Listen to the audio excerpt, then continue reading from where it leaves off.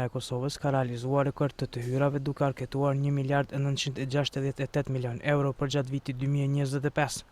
Faktorët këtë që kanë ndikuar në këtë rezultat bazuar në raportin vjetor të prezantuar janë rritja ekonomike, ka dëshmëria e bizneseve për përmbushjen e obligimeve tatimore, si dhe vetë deklarimi korrekt nga i cili rrjedhin rreth 90% të hyrave totale. Afër 98% të hyrave realizohen përmes deklarimit vullnetar.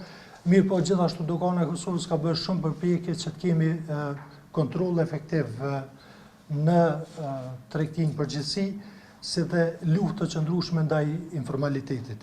Të dhënat e raportit vjetor vënë pa kontributin e sektorit prodhues vendor dhe lehtësimin e tregtisë përmes 413 milion euro lirime doganore, të realizuara për prodhuesit vendor dhe në kuadër të marrëveshjeve të tregtisë së lirë. Ndërkohë 18.6 milion euro është vlera e parave në kuadër të luftës kundër krimit dhe kontrabandës.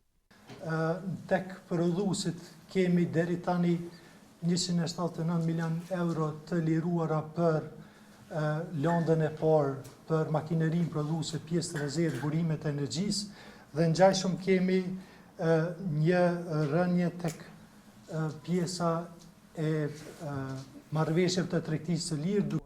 Përgjatë këtij viti janë shënuar dhe hapa të rëndësishëm në digitalizim përfshirë fillimin e përdorimit të inteligjencës artificiale dhe sistemeve track and trace që synojnë rritjen e transparencës, efikasitetit dhe të kontrollit doganor. Për dogana është pajisje edhe me pajisjet më të reja të teknologjisë së fundit, sa i përket skanimit apo detektimit të mallrave kontraband. Siç e keni pa, ka shpesh raste kur gjinden pra mallra të kontrabanduara në vende ku edhe s'ta kish marrë mendja.